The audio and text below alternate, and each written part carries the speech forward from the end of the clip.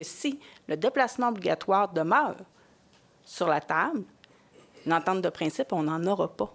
La divergence semble, pour l'instant, irréconciliable. À la FIC, on dit déplacement obligatoire.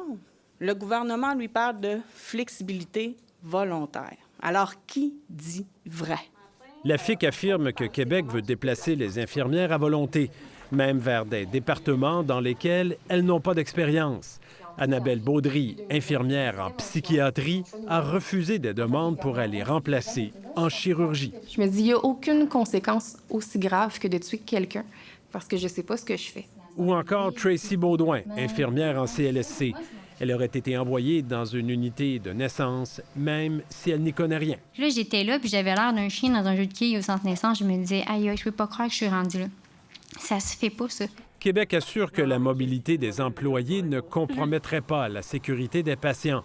Par écrit, le cabinet de la présidente du Conseil du Trésor explique qu'on ne veut pas obliger les infirmières à se déplacer.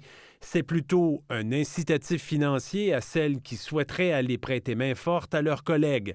Tout cela sur une base volontaire.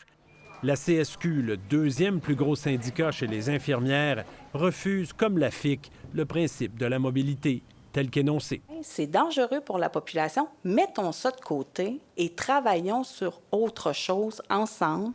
Pour l'instant, la FIC n'a pas l'intention de tenir d'autres journées de grève. Et même si, à l'évidence, le désaccord est très important, les négociations se poursuivent. Ici David Gentile, Radio-Canada, Montréal.